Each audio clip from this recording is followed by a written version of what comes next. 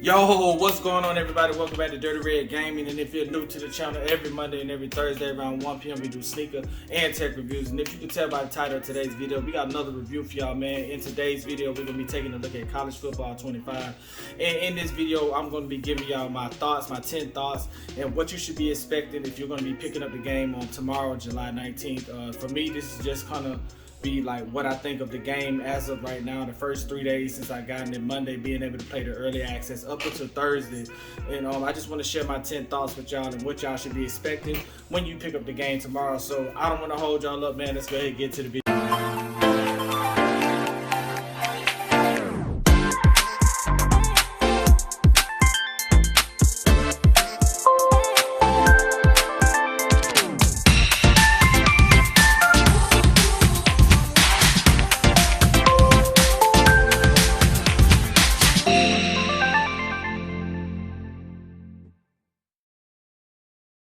Okay, so the first thing I want to talk about is the speed of the game. If you do like I do and you just run and jump into a quick game once you download or put the game into your PlayStation 5, you're going to notice that the speed of the game is totally different for NCAA 14 and totally different from Madden 24. I would say my expectation or just my thoughts on the speed of the game is you got to break those old habits of Madden 24. The game is so much faster and everything is more or less player driven rather than animation driven. So in Madden, let's just say you want to hit stick someone and you want to chop them up under the legs. 9 times out of 10, you can do that with any player on Madden.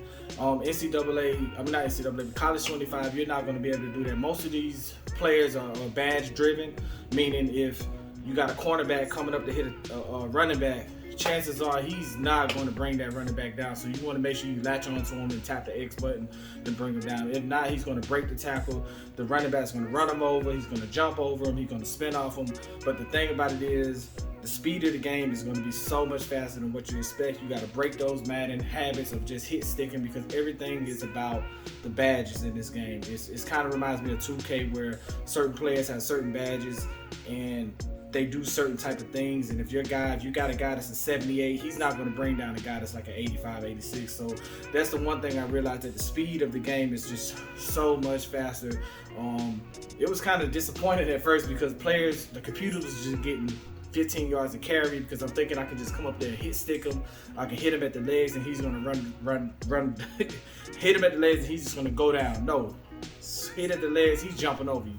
So that's the one thing I want to talk about, man. Make sure you break the Madden bad habits of just trying to hit stick and then these animations of catches and things like that. Everything right now in this College Football 25 is just driven by your stick game on defense and your stick game on offense too. So that's my first thing, man. The speed of the game. You'll see a big difference once you load it up. Let's go into the next thing. Okay, so the next thing I want to talk about is the game being stock. Keep the game as stock as possible. There's so many modes in this game, and you don't want to be going from different modes and trying different things. A lot of people are complaining about the kicking and passing, man. Just learn it now. I'm gonna go ahead and tell you now. Learn it now. Learn it on College Football 25 because it's not going to go away. Chances are it's going to be on Madden 25 as well. The kicking is not that hard. Basically, with the kicking, man, all you're doing is hitting the X button. And then once it gets to the middle, you hit it and hold it. Now, Madden 24, there was a trick you could do where you could run the clock down, where if you would hold it right where you got, right when you're ready to kick it, and you just hold the X button down, it'll freeze people from pausing the game, and it'll just let the clock run down, and your opponent can't pause the game and freeze you. And then once it gets down to a certain number, like 2 seconds, it'll release and kick. It's the same process where you just, when it gets to the middle, it's going to go up. You don't want it to get into the red. You just want it to stay green. You just get it to go up in a little bit, let go, and kick the field goal. It took me a minute. I ain't going to say it took me a minute. It just took me a while of just getting field goals, scoring touchdowns to just learn the kicking process. Same thing with the passing. Passing is very simple to Madden 24 where you can lead your passes, and it has a little meter. What you don't want it to do is the meter to turn red, because what's going to happen is going to make your receiver catch the ball like low. The receiver's going to have to adjust to catch the ball. So everything is very realistic with this. If you make a perfect pass, it's going to catch it in stride and keep going. If you make it to where the bar turns fully red, he's going to have to reach for the ball or go down for the ball, turn around to catch the ball, whatever the case may be. So, man, what I will say is just keep everything stopped. Try to learn this new process that they're putting into play on College Football 25, because chances are they're going to have it in Madden 25. So, let's go ahead and go to the next one. Okay, so mini game modes, or just like practicing or training. I would recommend you go in and do those. When I went into that, I came out really totally understanding the feel for the game. One thing I will say, I was just trying to go in and learn how to do pitches and options, read options, things of that nature. When I did that, I just went through the whole thing of passing. Started out passing, throwing the ball, learning how the trajectory of the ball is going to be when you let it go early, things of that nature. And I started realizing letting it go about right here when you throw the ball, it's going to give you a perfect pass every time. So that kind of helped me to understand, okay, what are they trying to do when I'm throwing the ball? Then I got into the running, using the analog. With this game, you can use both analog sticks to juke. We'll get into that a little bit later, but you can use both analogs to juke. Because like I said, it's more of like how NBA 2K is, where you're dribbling the basketball, and if you just flick your, the left analog, it'll, kind of give you a little crossover thing like that. It's just similar, it's more 1v1 more than animations with the game. So, man, go into the mini games, man. Learn how to do some passes. Learn how to run the ball, learn how to pitch the ball, learn how to do all of the things that you're not going to really get to learn in the game. I've seen people say play Ultimate Team too. I don't know if that really works. I just say go do the mini games. That's probably something that I would recommend just off the rip. Just go through the mini game, do the passing games, do the running games, and do the pitching games, at least for the offensive side of it. And if you want to follow through and do the defensive thing, you can. So for me, do the mini games, man. Try the mini game mode, try to train it, do the practice, and do those things so that you can get a feel for the player. And 9 times out of 10, you can probably do this after you get blowed out in your first game. So let's go ahead and go to the next thing. Okay, so the next thing I got is work your way up to the Heisman mode. I was reading an article on College Football 25, and I saw a guy, he was just pretty much talking about kind of the same thing, just telling you what to expect, his thoughts on the game. And I kind of stopped reading when he said that he's a casual player and he played it on like All Pro or something like that, whatever the level before Heisman. And when I heard him say he played it on All Pro, I just was like, bro, you're not really playing it on Heisman. Heisman is the hardest level you can play it on. It's the hardest level. Work your way up to it. If you got to start from, a freshman, a sophomore, all the way up to Heisman, just work your way up to Heisman, man. Heisman is going to give you the best experience in the game. And if you can't do it, then you just can't do it. But playing it on Heisman is going to allow you to play different modes and be able to actually compete in the game. Unless you just want to do exhibition and just play against the computer, which is probably it's hard to beat the computer on Heisman. But I haven't lost to the computer, so I'm speaking from a person who plays it on Heisman. I play it on the hardest level. I play Madden on all Madden, the hardest level, and I just say work your way up to Heisman. And then once you get to Heisman, you're going to always play it on Heisman. That's just rule of thumb. You're not going to go back to All Pro. The game is just going to be too easy. So, man, just work your way up to Heisman. That should be your goal. Get into the game, work your way up to Heisman. Let's get into the next thing. Okay, so the next thing, man, is try all of the different game modes. Like I was telling you earlier, trying the mini games, but there's so many other modes you can play. The Dynasty, the Road to Glory, College Football Playoff, which is something we'll get into a little bit later on, but College Football Playoff, training, practicing, I think I said Ultimate Team, but Ultimate Team, which is like MUT. Try all of those modes and just learn as much about the game as you can. With Madden, you're only playing with 32 teams, so you kind of already have your head built on who's my favorite team, what playbook I want to use, things of that nature. You got 130 something teams here. Try the different modes, try different things with the game, and just get a feel for what you want to do. I know the biggest thing is the Dynasty mode, and playing in the Dynasty mode, but try different modes as well. I think that's going to really help you get to the Heisman level that you want to get to where you can just play anyone and just be elite at the game. So try different modes, man. Try all of the modes. Get really entangled with the game and just enjoy it. But for the one thing I want to say right now is just try all of the modes in the game. Let's go ahead and get to the next thing. Okay, so now I want to talk about the teams you should play with, man. Play with different teams, man. I see so many people playing with Alabama, Georgia, Oregon, Ohio State, but don't play with the juggernaut teams, man. You don't know how good you are until you play with a lower ranked team. Go find you a team that's like a 75 or 76 and play with them against another team that's 75 and 76. and see the difference in the gameplay. Coming out and playing with Georgia is like, it's on. The thing about college football compared to Madden is, for one, there are a lot of teams to play with. I live here in Georgia, where we got Georgia Tech, Georgia Southern. Are there any more Georgia teams? But that's probably about it, because they don't have any HBCUs in the game. We'll talk about that later too. But just try a lower ranked team, and try to run a dynasty with a lower ranked team and make them into a powerhouse. That should be the goal. It's only 2 elite teams in the game, and that's Alabama and Georgia. Outside of that, the drop is like big, and if you're gonna go play with Georgia every time, you ain't gonna know how good you are, because you playing with the best team on the game every time. So I haven't even played. I don't even think I played with Georgia. I would never play with Alabama. I'm a Miami Hurricane guy, so I'm gonna play with the Hurricanes, which are ranked like 23rd or something like that. But even with them, man, I try not to play with them. I played with like Florida Atlantic, Florida International, Appalachian State, like those type of teams, man, just to see if I'm really good at the game, because I can't tell if I'm good at the game if the computer's doing everything for me. So the next thing, man, is just play with every team you possibly can. Play with the lower ranked teams. Go grab Cincinnati. Go play with Hawaii. Play with Houston. Just play with a different team other than these juggernaut elite teams, because you don't know how good you are playing with them. So let's go ahead and get to the next thing. Okay, so the next thing, and I kind of feel dumb, but I just found this out the other day, and the college football playoffs is really head-to-head. So when I tell y'all to play the different modes and different things of that nature, I was going to play the college football thing, but it felt like I was going to get into like a playoff system. And so I just backed out of it, and I was like, I don't want to set up no playoff system because it's telling you to start a new season or something like that. But then I was streaming, and somebody else was like, bro, to play online, you got to go to college football playoff.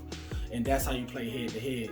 I don't really understand it as much, but I do know I played 3 games. I'm 2-1. I had 2 people quit on me, and I played with the Miami Hurricanes, and I got beat by Tulane.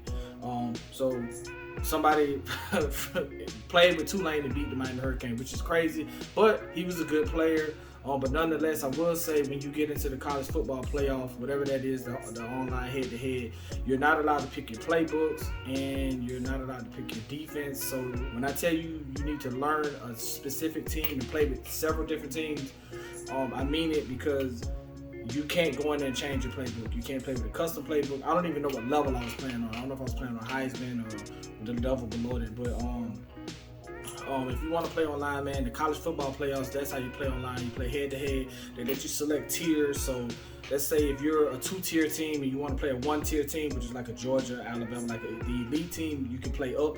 Or if you're a 2-tier team, you want to play a 3rd-tier team. That's how I ended up, because I chose to play a 3rd-tier team with the Miami Hurricanes. I ended up playing Tulane.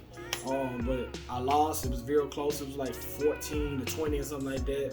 The guy was pretty good. He played pretty good defense with Tulane, which I was surprised. But that's why I say play with all of the teams you possibly can, because you don't know how good you are playing with these elite teams, and then you go play somebody that's playing with the Cincinnati Bearcats, and then you get blown out with Georgia because you don't know how to play the game, because you thought you was good playing with Georgia and blowing out the computer. So I just say that to say play with everybody. Learn everyone's play style, learn everyone's playbooks, because you got 130-something playbooks. You're not going to find the perfect playbook, but find a playbook that fits your style and fits your team that you want to play with. So that's my next thing. That was my next thing. The college football playoff mode is how you play head-to-head online. And I didn't find that out till a couple days after the game was released, because someone had to tell me. So that's what I'm telling y'all. So let's go ahead and get to the next thing. Okay, so we almost done. I think I'm at like number 8 or 9. But the next thing, man, set up your depth charts. This is something that I had to learn to do. When I would get in these games, I would look at the rosters and see who's who, and I would realize that some of their best players was on the bench. And maybe that's because of the springtime. Maybe the game was, kind of put into place during spring, and so some of these people were starters or wasn't even on the team, whatever the case may be. But go to your depth chart. If you got like 3-4 teams you want to play with, go to your depth chart and set your depth chart the way you want it. I played the Miami Hurricanes, and if y'all know Chris Johnson Jr., which is the son of Chris Johnson, who was the running back for the Tennessee Titans a long time ago, he has a 98 speed. Well, guess where he's at on the depth chart? he's not on the depth chart. So I had to move him up to my number 2 running back. So anytime I play a game with the Hurricanes in the exhibition mode, or if I'm playing head-to-head with somebody, because what I will say, when you're playing head-to-head with a friend, you can bring your playbook and your depth chart into that. When you're playing head-to-head online, you can't do none of that. It's just whatever, you're going to have to reset your depth chart as you go into the game. But playing with some friends, you want your depth chart to already be set. You don't have to pause the game and sub in the quarterback, blah, blah, blah. If you want to play with your second string quarterback, go ahead and set your depth chart for your team or your teams that you want to play with, the teams, the 3-4 teams that you plan on playing with. Go ahead and set your depth chart. I've seen players that should be starters on the bench. I've seen a guy that was like a 68 at linebacker where another guy was a 78 on the bench, and I put him as a starter. My depth chart is set, so I'll just go into a game and just be ready to go. So go ahead and set y'all depth charts on y'all team. Go through and look at the roster. They got the names and everything into it, and just do that. But yeah, that's the next thing, man. Get your depth chart set because you're going to need it later on. So let's go ahead and get to the next thing. Okay, so we're at number 9. And for number 9, man, it's just something simple. Go to your settings, man. Go to your settings, set your settings. If you need help from the computer, get help from the computer. I've been using the help from the computer. If you need the ball hawk assistance, coaching assistance, things of that nature, set that up. When you're trying to learn the game, you want to be able to know what button to push to make you do something. You don't want to have to pause the game and do it. So they do have help if you go in and set your settings that that says, hey, I need help with this. If you need help when you switch over to the player, I think that's called ball hawk assistance or some kind of assistance. But when you switch over to a player, he doesn't just stop and stand still. He continues going towards the ball or whatever it was he was doing. They have help for that. They have help for if a ball is thrown in the air, it'll let you know, hey, push triangle to catch an interception. Those things of that nature. Put those settings on. Go to the settings, set it up so that you can have help with the game and that you're just not out there struggling trying to figure out what button to push if you're new to the game. But for the most part, most people turn their settings on to whatever they want to do. But I'm just telling you now, just go into your settings, set everything up. It's going to save it, and it's going to always be there when you need it until you just feel like, okay, this is just irritating. I don't need it anymore. I know what to do. So make sure you adjust your settings to the game. And yeah, let's go ahead and go to the last thing. Okay, so for my very last thing, when it comes to college football 25 and my thoughts and my expectation, this is probably a big deal breaker for me. Had I known this, I probably wouldn't even bought the game. But there are no FCS schools in college football 25. They have FBS schools, which are the bigger, higher ranked schools or whatever. Those are the bowl schools that play in the bowl game. But the FCS, which is the championship schools, none of them are in it, and I'm just highly disappointed. I would hope that EA or college football decides to do like a little $2, $5 DLC that allows you to get these FCS schools in there. And what I mean by FBS and FCS, so FBS is basically your high-powered school. These are your schools that can offer 80-something scholarships. These are your Georgias, your Alabama. These are the 134 schools that are in the game. And I feel like if you can put Kennesaw State in there, then why can't you put the HBCU schools in there? Like, those schools are just as important. I think that's disappointing for EA to do that. I know they've been working on this game for a long time.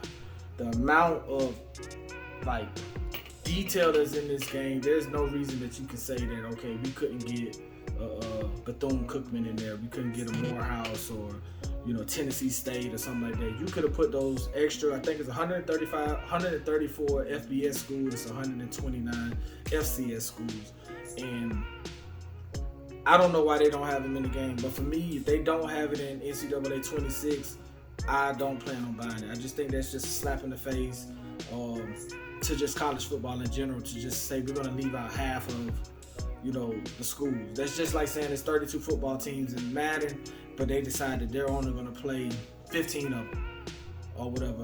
The reason why I say that is because a lot of those FBS schools, the bigger schools, those players got paid. They got like $400 or $500, $600, and they got a free copy of NCAA because they had their likeness put into the game. So all of these players with their names, numbers, size, weight, hometown, all of that information was put into the system because they got paid to do it. So I don't see why,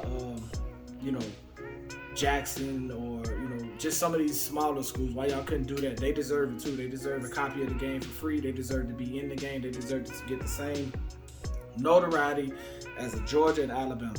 So that's probably my biggest gripe. That's my biggest disappointment in the game, is that they did not put none of the FCS schools in. I really had big hopes of playing with FAMU, Atlanta Clark, like just some of those smaller schools that don't get the notoriety. Put them in the game, put the players in the game. That's why these guys don't get drafted, because y'all don't put no light on them, man. Y'all just act like they don't exist.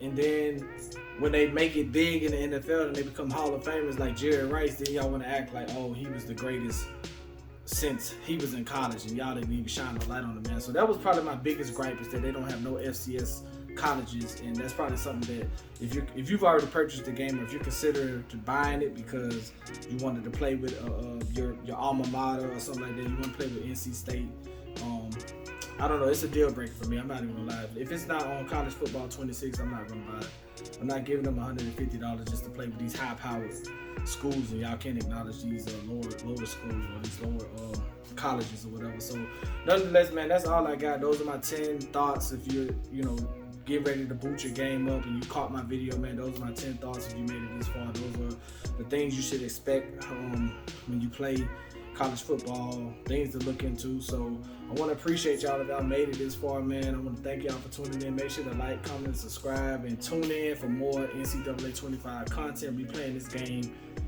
all year. We're going to be playing it a lot because it's a great game. I will say it's a great game. Outside of that last con, it's a great game. So, man, I want to appreciate y'all for tuning in. It's Dirty Red Gaming, man, and I'm out.